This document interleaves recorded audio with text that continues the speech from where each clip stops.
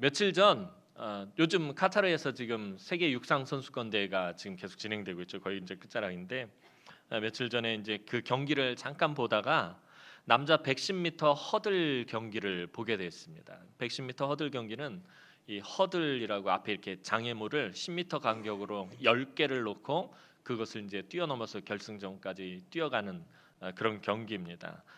허들 10개에 허들 하나 높이가 1.064m, 그러니까 어른들 허리 높이 정도 되는 그 앞에 그 장애물을 그냥 펄짝펄짝 뛰어넘으면서 뛰어가는, 그냥 100m 달려가는 것도 힘들어 죽겠는데 그걸 또 뛰어넘어가면서 달려가는 모습이 어떻게 보면 막 짠하고 그냥 안쓰럽더라고요. 근데 그 경기를 이렇게 박진감 넘치는 경기였는데 그걸 보고 있는데 선수들 모두가 이제 출발점 선상에서 이제 긴장한 상태로 서 있고 이제 한 사람 한 사람 소개를 했습니다. 가장 강력한 우승 후보는 전 대회 우승자이고 세계 랭킹 올해 세계 랭킹 1위이고 또 예선전에서 탁월한 실력으로 올라온 이 자메이카의 맥클러드라는 선수였습니다. 모두가 그 사람을 다 바라보고 있었어요.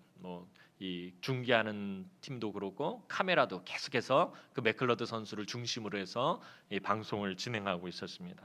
출발 소리와 함께 모든 선수들이 아주 힘차게 출발을 했습니다. 처음에는 박빙의 차이였어. 첫 번째 허들을 넘을 때는 다 거의 비슷한 순서로 넘었는데 그래도 역시 맥클러드 선수가 이렇게 조금 앞서가기 시작을 했습니다.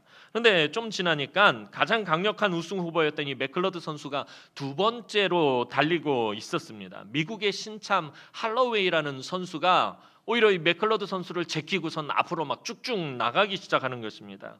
이 종목에 두 번 지금 2연패를 노리는 연속 우승을 노리던 맥클러드 선수가 당황하기 시작을 했습니다. 그리고 허들을 넘다가 8번째 허들에서 슬쩍 걸리기 시작하더니 이 중심을 잃기 시작하고 9번째 허들 넘고 거기서도 걸리고 10번째 허들에 걸려서 그만 결승점을 눈앞에 두고 바로 그 앞에서 넘어지고 말았습니다. 그대로 들어갔으면 은메달이라도 땄을 텐데 그 앞에서 넘어지는 바람에 아무것도 순위에 들지 못해서 아무런 메달도 따지 못하게 되었습니다. 지금까지 가장 화려하게 대회를 이겨온 그가 그만 결승점 앞에서 넘어져서 아무것도 얻지 못하게 되고 말았습니다. 참 안타깝고 어떻게 보면 불쌍하고 그런 마음이 참 들었습니다. 이 대회 오기까지 얼마나 열심히 연습을 했겠습니까? 또 예선전에서도 여러 기록들을 세우고 그 대회 올해 있었던 하여튼 육상 대회에서는 아주 큰 성과를 냈던 사람인데 아무런 것도 얻지 못하게 되었습니다. 오늘 우리의 삶이 그러하다라는 생각을 하게 됩니다. 그것을 바라보면서 참 이전에 저 사람이 얼마나 화려한 그런 선수 생활을 했을지 몰라도 지금 결승점 앞에서 넘어지고 아무것도 얻지 못하는 그 모습을 보면서 우리의 삶도 참 그러하다라는 생각이 들었습니다. 지금까지 아무리 다 잘 달려왔어도 결승점에 다 와서 넘어지면 아무 소용이 없다라는 것입니다. 사탄은 우리가 신앙생활함에 있어서 마지막 결승점까지 도착하지 못하도록 끊임없이 방해를 하고 마치 이 허들 경기처럼 우리 앞에 이런 장애물을 세워두는 것을 보게 됩니다. 그것을 허들 선수가 허들을 넘듯이 하나하나 믿음으로 잘 넘을 때에 비로소 결승점에 도달하게 되는 것입니다. 오늘 본문에 등장하는 사도 바울의 동역자였던 이 데마라는 사람을 한번 살펴보면 우리가 오늘 함께 은혜를 나누었으면 좋겠습니다. 이 오늘 본문에 등장하는 데마라는 사람이 있는데 이 데마라는 이름의 뜻은 인기가 있다 혹은 통솔력이 있다라는 이런 뜻을 가지고 있습니다. 리더십이 있고 통솔력이 있고 모든 걸 잘 해내니까 아마 인기가 있는 그런 뜻을 가지고 있는 것 같아요. 그래서 인기가 있다, 통솔력이 있다, 리더십이 있다라는 뜻을 가지고 있는 이름이 바로 이 데마입니다. 그러니 이 데마라는 이름을 처음에 딱 들었을 때 꽤 괜찮은 사람처럼 보일 것입니다. 인기가 있는 사람이니까 참 괜찮은 사람이겠다라고 생각을 하게 됩니다.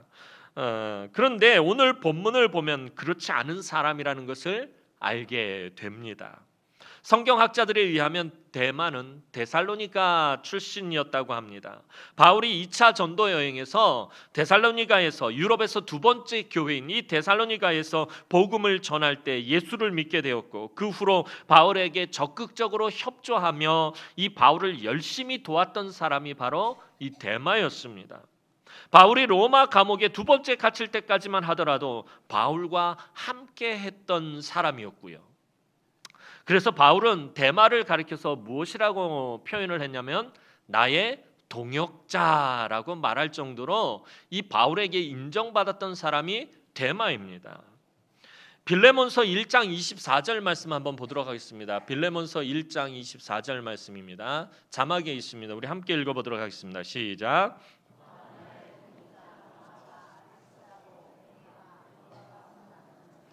자, 빌레몬서에서 사도 바울은 나의 동역자 마가, 아리스다고, 데마, 그리고 누가라고 이 네 명을 나의 동역자라고 말하고 있어요. 데마를 나의 동역자라고 부르고 있습니다. 바울이 동역자라고 불렀을 때는 그냥 이 동역자 문자 그대로 함께 일하는 사람 이런 의미가 아닙니다. 바울에게 있어서 이 동역자란 목숨을 같이 하며 복음을 위해서 죽도록 헌신하는 사람 이런 의미가 담겨져 있습니다.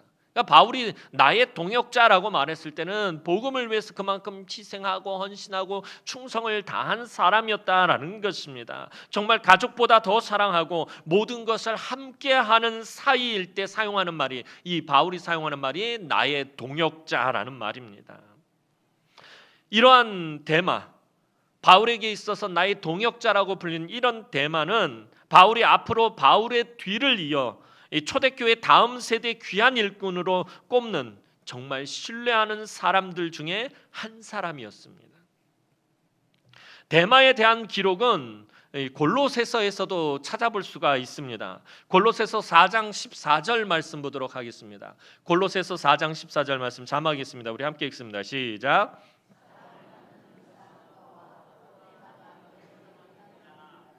골로새서의 데마에 대한 기록이 또 기록되어 있습니다. 사랑을 받는 의사 누가와 또 데마가 너희에게 문안하느니라.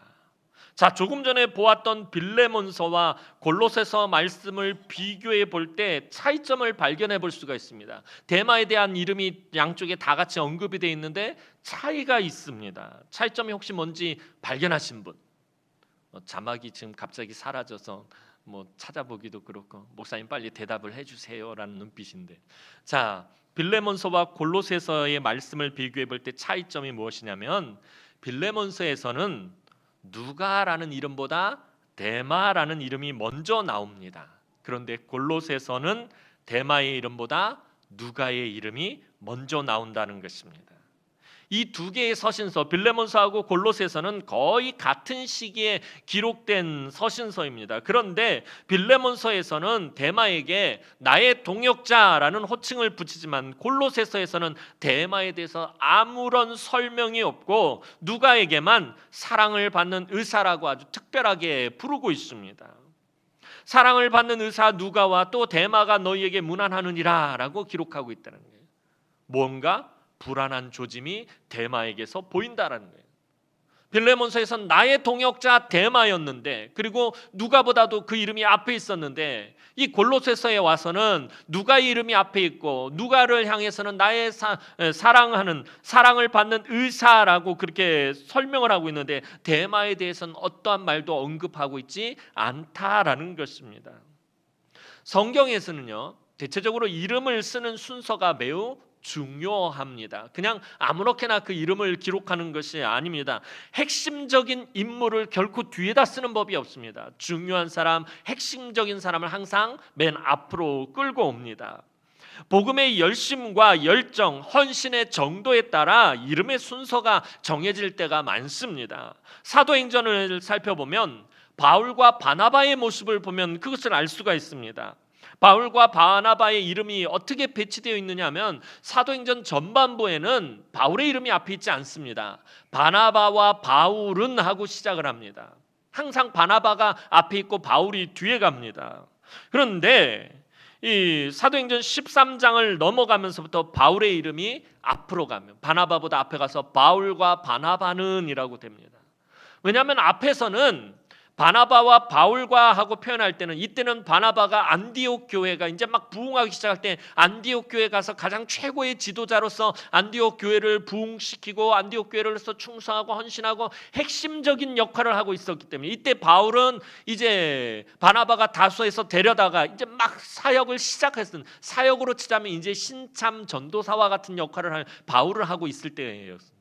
그래서 사도행전이 바나바와 바울은 하고 그렇게 늘 이름을 거론을 합니다. 그런데 사도행전 13장을 넘어가면서 바울의 이름이 바나바보다 앞서서 기록되기 시작합니다. 왜냐하면 바울이 이제 선교의 핵심적인 인물로 자리 잡았기 때문에 그 이름의 위치가 바뀌게 된 것입니다.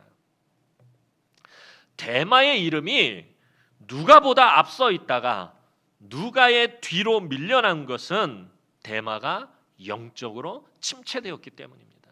그 전까지만 하더라도 영적으로 그가 침체되지 않았기 때문에 데마가 정말 열심히 바울을 따르고 바울이 마지막으로 그 로마의 감옥에 갇혀 있을 때까지도 따라와서 그를 수종들면서 옆에서 돕고 있었기 때문에 나의 동역자라고 그렇게 칭함을 받고 누가보다도 앞서 그 이름이 기록되어 있었는데 누가 뒤로 밀려난 것은 데마가 영적으로 완전히 침체되었기 때문이었습니다. 그리고 이제 점점 영적으로 침체되던 데마가 영적으로 완전히 병들었다는 사실을 알게 됩니다. 그것이 오늘 본문 말씀입니다. 오늘 본문 말씀 우리 다시 한번 읽어보도록 하겠습니다. 오늘 본문 말씀입니다. 디모데후서 4장 10절 말씀 읽어봅니다. 시작. 바로 갖고 거기까지 보겠습니다. 데마는 이 세상을 사랑하여 데살로니가로 갔다라고 바울이 말하고 있습니다. 디모데후서는 사도 바울이 순교하기 직전에 기록한 마지막 유언과도 같은 말씀입니다. 사도 바울의 마지막 서신서입니다. 바울이 죽음을 앞에 둔 시점에 데마는 이 세상을 사랑하여 바울을 버리고 데살로니가로 갔다라는 것이 데마에 대한 마지막 기록입니다. 바울이 로마 감옥에 투옥된 지 얼마 안 되었을 때까지만 하더라도 많은 사람들이 바울을 도왔고 많은 사람들이 바울 곁을 지키고 있었습니다. 그런데 감옥에 들어가 있는 시간이 길어지고 로마의 핍박이 많아지면서 한 사람, 두 사람 바울을 떠나가기 시작했습니다. 디모데후서 4장 16절을 보면 그 심각성을 알 수 있습니다. 디모데후서 4장 16절 말씀 자막 있습니다. 한번 보도록 하겠습니다. 시작.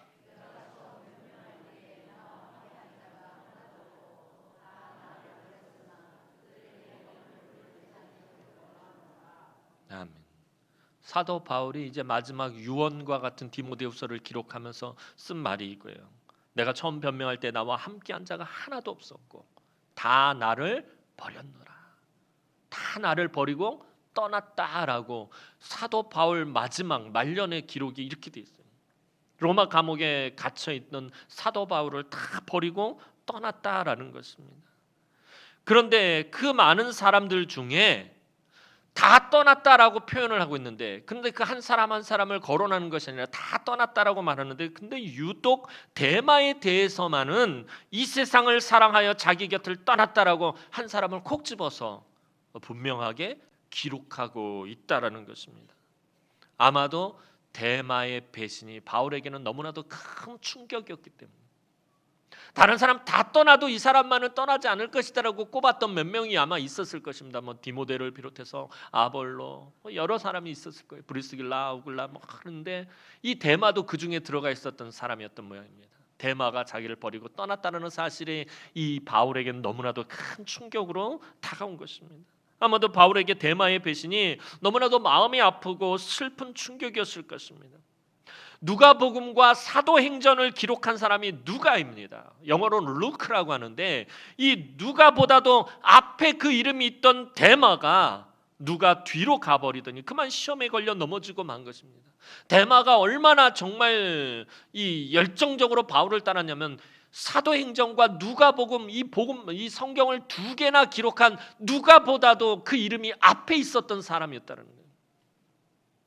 누가가 얼마나 대단한 사람입니까? 의사이면서 성경을 2개나 기록한 사람인데 그 사람보다도 앞에 있었던 데마가 이제 시험에 걸리고 말았다라는 것입니다. 그러니까 우리가 오늘 신앙생활하면서 여러분들 우리 자신을 믿어서는 안 돼요. 내가 정말 오래 신앙생활을 했다, 내가 30년, 40년, 50년 신앙의 내공이 깊다고 자랑해서도 안 되고 자만해서도 안 되고 내 자신을 믿어서도 안 된다는 거예요. 데마같이 정말 어떻게 보면 화려하게 신앙생활을 한 사람이 그냥 순식간에 넘어지고 시험에 들고 말았다라는 것입니다. 그럼 데마는 왜 이렇게 된 것입니까? 데마는 데살로니가에서 처음 바울을 만난 후로 적극적으로 바울의 추종자가 되어 있었습니다. 그는 정말 열심히 바울을 따랐습니다. 그 누구보다도 헌신적으로 바울을 쫓았습니다. 그런데 데마의 신앙이 사실은 겉으로 보여지는 것과는 달랐다라는 것입니다.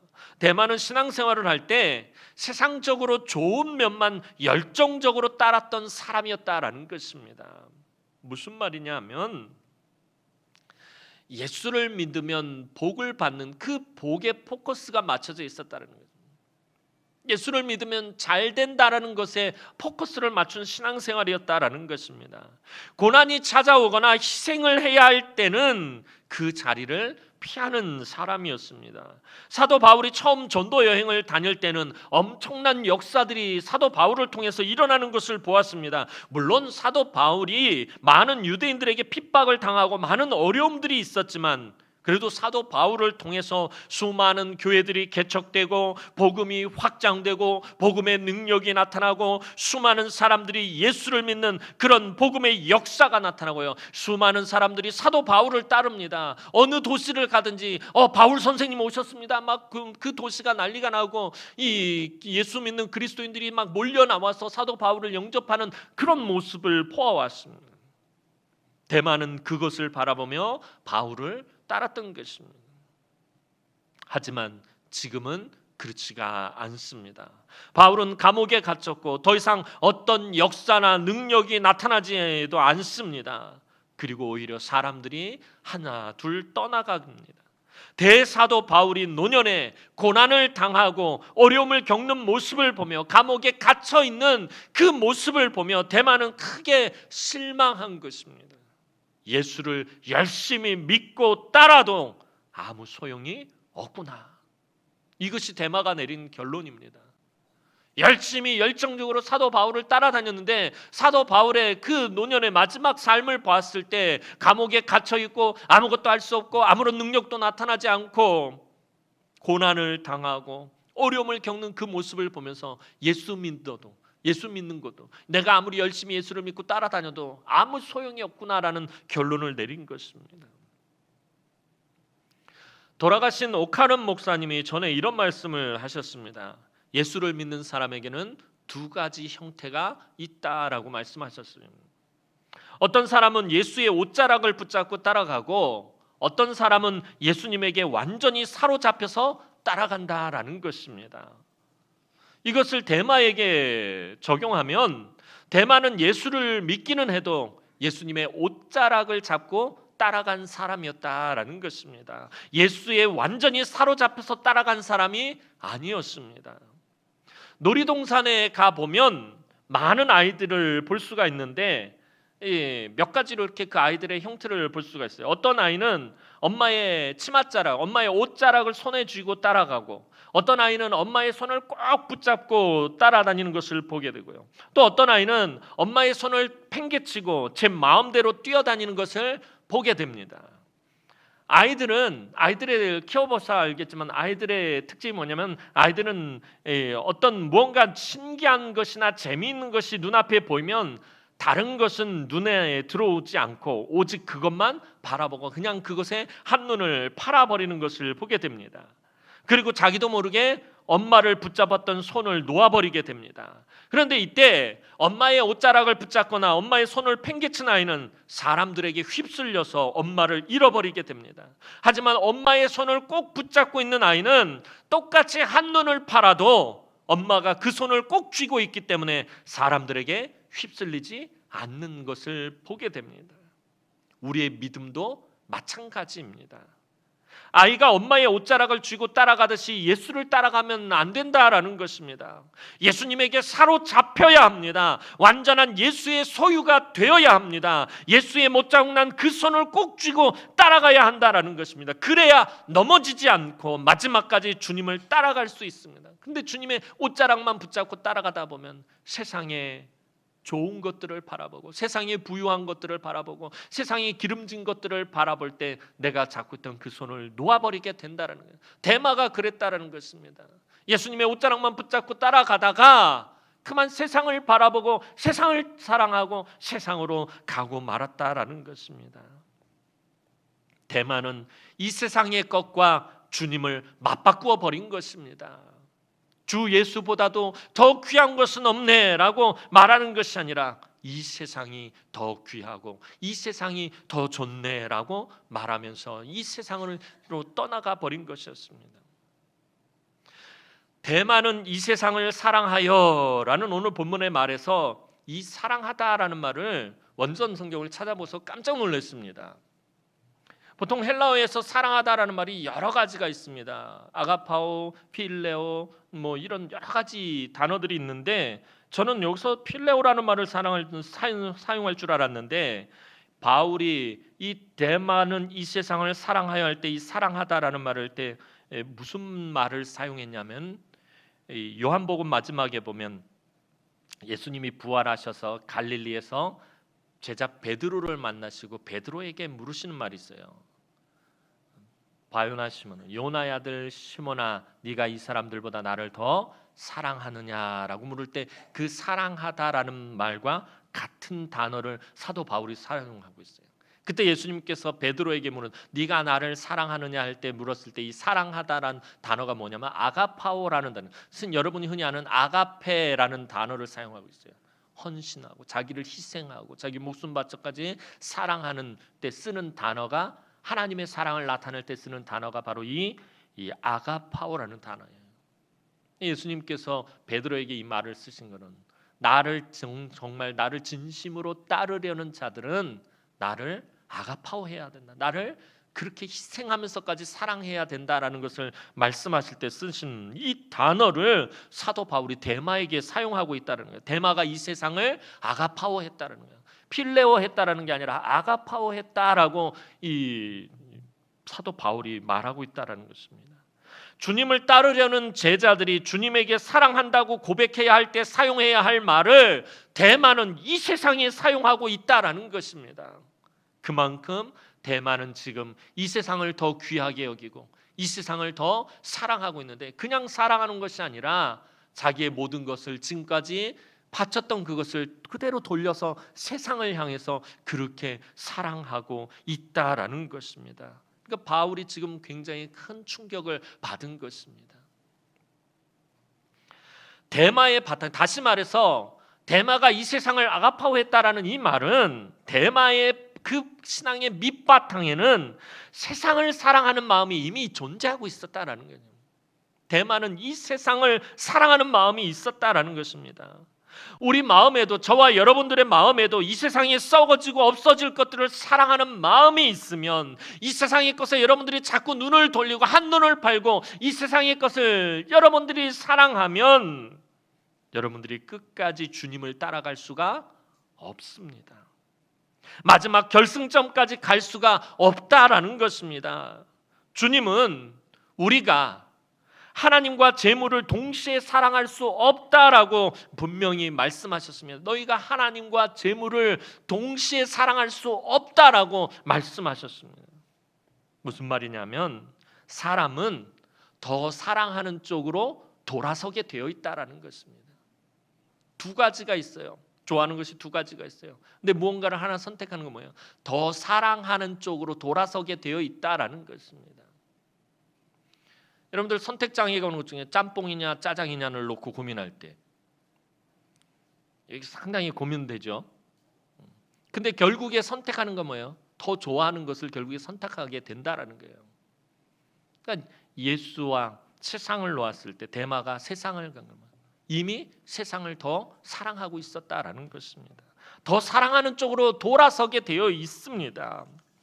하나님을 세상보다 더 사랑하는 사람은 끝까지 주님을 따라 달려갈 길을 가게 됩니다. 하지만 이 세상을 더 사랑하는 사람은 세상으로 돌아서고 세상을 따라가게 됩니다. 오늘날 한국 교회가 이렇게 허약해진 것은 대마처럼 눈에 보이는 화려한 신앙생활을 추구하기 때문입니다. 한국 교회가 요즘 어렵다고 합니다. 한국 교회가 침체되고 더 이상 부흥이 안 되고 한때는 뭐 엄청난 그런 기독교 인구를 자랑했는데 지금은 뭐 1000만도 되죠. 800만도 채 되지 않는다라고 말할 정도로 침체되어 있다. 한국 교회가 어렵다고 하는데도 불구하고 대형 교회들을 찾아가 보면 대형 교회들은 사람들로 미어 터지는 것을 보게 됩니다. 앉을 자리가 없도록 그냥 꽉꽉 들어차는 것을 보게 됩니다. 왜냐하면 사람들이 크고 멋있는 대형 교회에서 뽐내면서 편하게 신앙생활을 하기를 원하는 마음이 그 가운데 자리 잡고 있기 때문이거든요. 편하게 뽐내면서 그렇게 다른 사람들 눈에 보이게 신앙생활하는 것을 추구하기 때문입니다. 서울에 있을 때도 보면 전에 그 명절이 끝나고 저희 교구 식구들이 와서 하는 말이 있어요. 식구들이 다 모였는데 다 자기 교회 자랑하는데 난 사랑의 교회 다니는, 난 안산 동산 교회 다니는데, 그러면 조그만 교회 다니는 그 가족들은 아예 명함도 못 꺼낸다는 거예요. 말도 못하고. 이게 교회가 왠지 브랜드가 되면 명품 브랜드처럼 되어버린 거죠. 그래서 뭐 그런 대형 교회 나가면은 마치 자신의 신앙이 뭐 대단한 것 같이 그렇게 여기고 생각하는 거예요. 크고 멋있는 그런 대형 교회에서 뽐내면서 그냥 편하게 신앙생활하기를 어느덧 많은 사람들이 그것을 추구하고 그것을 원하게 되었다라는 것입니다. 그리고 한결같이 말하는 것이 무엇입니까? 예수를 믿으면 복을 받고 만사 형통하고 잘 먹고 잘 살기 때문이라고 말한다라는 것입니다. 그런데 이런 사람들에게 예수를 믿는데 고난이 찾아오고 예수를 믿는데 어려움이 찾아오면 어떻게 되는 것입니까? 예수를 믿으면 손해를 보고 예수를 믿으면 희생을 해야 한다면 어찌합니까? 결국에는 대마와 같이 되고 만다라는 것입니다. 우리가 대마와 같이 되지 않으려면 주님을 따라가야 할 값을 분명히 치러야 합니다. 예수 믿고 하나님 나라를 소유하려면 그 값을 지불해야 합니다. 천국에 여러분들이 들어가려면 그 천국의 값을 지불해야 여러분들이 천국에 들어갈 수 있다라는 것입니다. 아니 목사님, 천국은 믿음으로 거저 들어가는 것 아닙니까? 돈으로도 못 가요. 하나님 나라. 믿음으로 가는 나라 하나님 나라. 무슨 값을 지불하고 하나님 나라를 간다고 지금 그렇게 말씀하십니까? 라고 혹시 그렇게 말하실 분들도 있을지 모르겠지만 천국은 분명히 믿음으로 들어갑니다. 하지만 그럼에도 불구하고 값을 지불해야 합니다. 여러분들이 분명히 천국의 값을 지불해야 들어갈 수 있어요. 누가복음 14장 28절에서 30절에 예수님의 비유를 한번 보도록 하겠습니다. 누가복음 14장 28절에서 30절 우리 다 함께 자막이 있습니다. 다 함께 보도록 하겠습니다. 시작.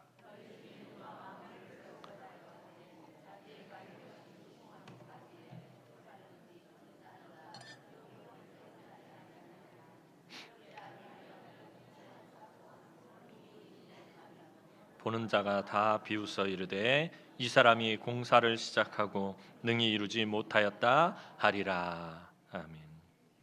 어떤 사람이 높은 망대를 세우려고 할 때 공사 비용이 대략 얼마 들 것인지 미리 계산을 해야지 계산을 하지 않고 공사를 시작하면 나중에 돈이 모자라 공사를 포기하게 된다라는 것입니다. 그러면 사람들이 처음에는 거창하게 공사를 시작했지만 끝을 내지 못한 그 사람을 미련한 사람이라고 비웃는다라는 거예요. 우리 교회가 작년에 본당 리모델링을 했어요. 그냥 무턱대고 막 시작한 것이 아닙니다. 장로님들이 모여가지고 견적을 뽑고 미리 계산을 하고 이렇게 해서 대략 재정이 공사 비용이 어느 정도 들어갈 것이고 이 공사 비용을 어떻게 충당할 것이고 이런 것들을 다 계획하고 다 계산하고 그러고서 공사를 시작했다라는 거예요. 이런 걸 계산하지 않고 그냥 공사를 시작하면 나중에 재정이 없어서 결국에 중간에 포기하게 된다는 거예요. 계산을 분명히 해야 된다는 거예요. 예수 믿을 때도 계산을 분명히 해야 된다는 거예요. 여러분들이 제주도 여행을 떠날 때 그냥 무작정 막 출발해 떠나지 않는다는 거예요. 어느 항공사 비행기를 탈 것인지 항공 예매를 하고 또 여행 가서 숙박비와 또 거기에 들어가는 부대 비용이 어느 정도 들어갈 건지 대충 예상을 해서 그 비용을 가지고 여행을 떠난다라는 거예요. 그렇지 않은 사람은 어떻게 해요? 대구공항 갔다가 돈이 없어가지고 그냥 부끄러움을 당하고 되돌아와야 된다라는 거예요. 계산을 분명히 해야 된다라는 것입니다. 이 비유의 의미는 예수를 믿겠다고 결단한 사람은 그 값을 계산해 봐야 한다라는 것입니다. 여러분들이 예수를 믿으면 이 값을 계산해 봐야 된다라는 거예요. 우리가 예수를 믿고 하나님 나라에 들어가기 위해서는 그 값을 반드시 지불해야 합니다. 무슨 말이냐 하면 세상의 좋은 것들을 포기할 수 있어야 된다라는 것입니다. 이 값을 지불한다는 말이 그것이에요. 이전에 내가 추구하고 따랐던 세상의 좋은 것들, 내가 이전에는 정말 귀한 줄 알았던 세상의 것들을 포기할 수 있어야 한다는 것입니다. 세상에 썩어지고 없어질 것들을 포기하지 않고는 우리가 제대로 예수를 믿을 수 없으며 끝까지 예수를 따라갈 수가 없습니다. 오늘 이곳에 나와 예배하는 여러분들은 세상의 것을 포기하고 그 값을 지불하고 지금 여기에 나온 거예요. 여러분들 그냥 지금 예배 드리고 있는 게 아니라 여러분들 그 값을 지불하고 있다라는 것입니다. 세상에서 편하게 살 수 있고 오늘 예배 드리는 이 시간에 차라리 집에서 방바닥에 디비져 누워 있으면 몸이 얼마나 편하겠습니까? 죄송합니다. 디비저는 방바닥에 침대 위에 거의 누워 계시면 얼마나 몸이 편안하고 얼마나 좋겠습니까?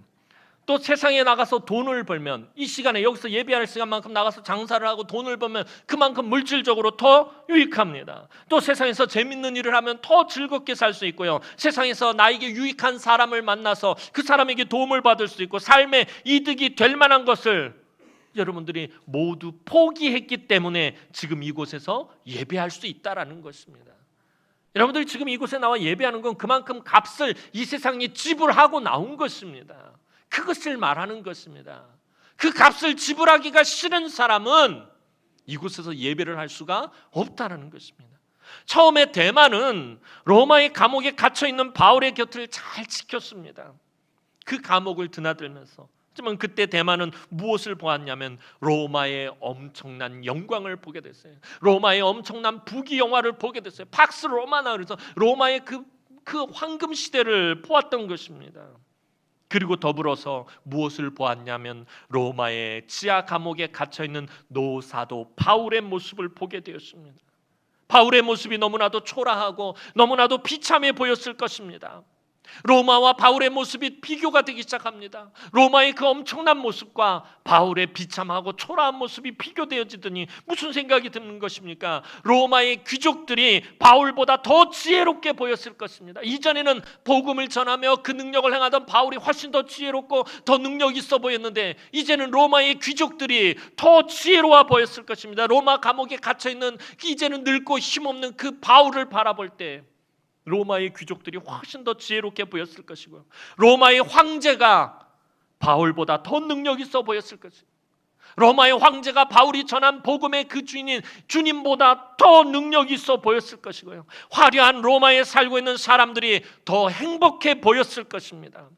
바울처럼 예수를 따라가려면 이 로마의 모든 것을 포기해야 합니다. 그의 눈에 보이는 이 아름다운 로마의 모든 것들을 포기해야 합니다.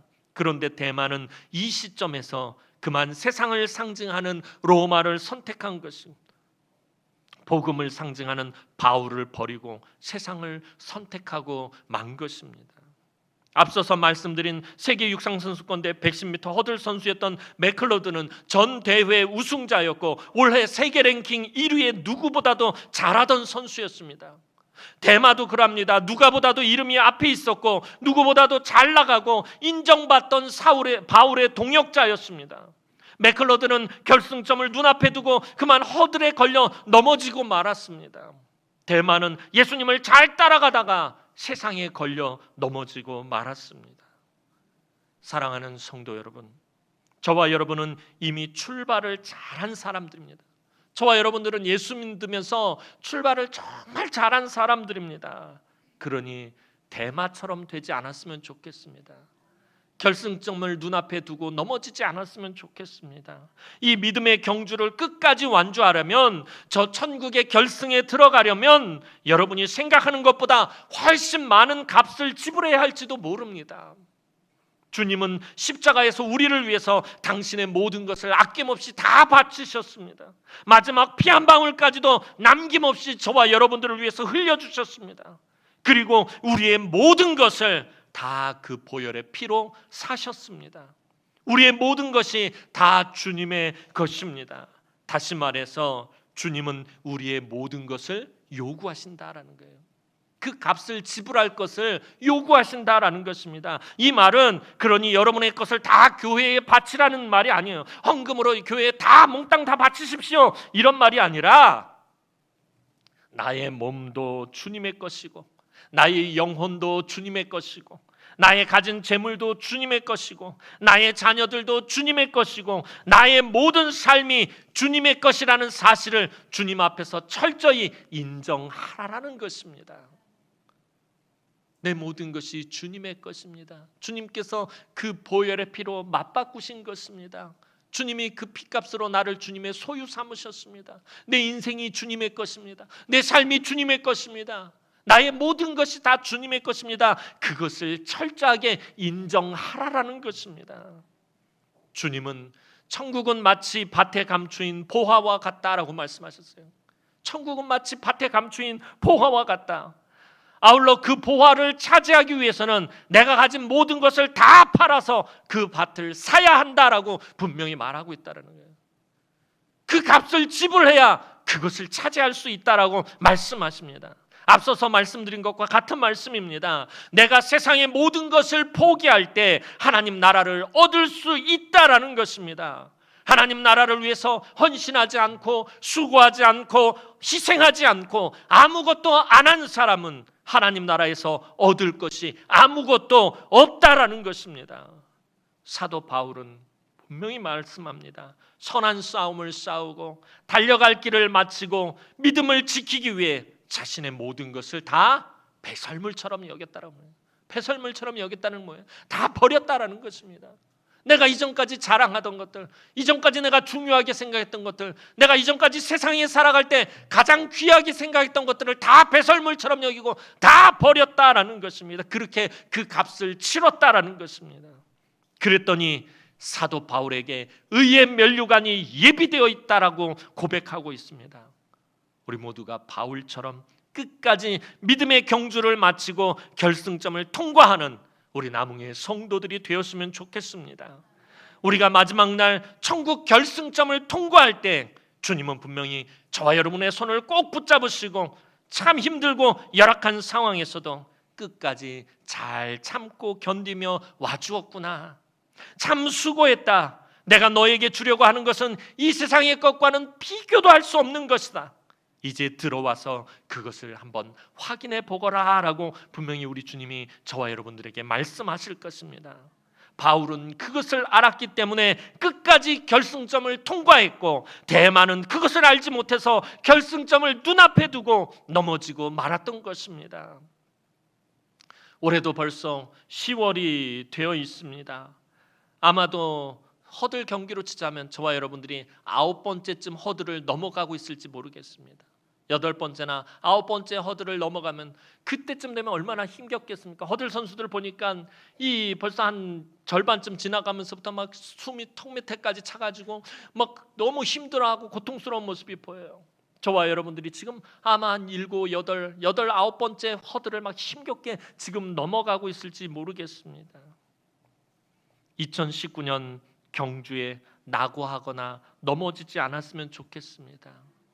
이제 올해의 결승점이 눈앞에 보이는데 그 눈앞에서 여러분들이 포기하거나 낙심하거나 실망하지 않았으면 좋겠습니다. 올 2019년 믿음의 허들 경주를 끝까지 완주하려면 주님의 손을 꼭 쥐고 있어야 합니다. 여러분들이 지금 주님에게 사로잡혀 있어야 합니다. 여러분의 힘으로 허들을 넘으려고 하니까 너무나도 힘겨운 것입니다. 주님의 사로잡혀 있어서 주님의 능력으로 넘어야 그것을 넘을 수 있고 여러분들이 끝까지 그 경주를 완주할 수 있다라는 것입니다. 내 힘으로 넘으려고 하니까 결승점을 눈앞에 두고 넘어지게 되는 것입니다. 우리에게 이제 남은 날이 얼마인지 아무도 모릅니다. 우리가 이 세상에 올 때는 온 날을 우리가 알지만 언제 갈지 갈 날은 알지 못합니다. 오늘 밤에 당장 주님이 부르실 수도 있습니다. 주님이 나를 부르셨는데 지금 내가 넘어져 있다면 어떡합니까? 내가 지금 넘어져 있다면 결승점 앞에서 넘어져 있는 것 아닙니까? 너무나도 안타까운 일일 것입니다.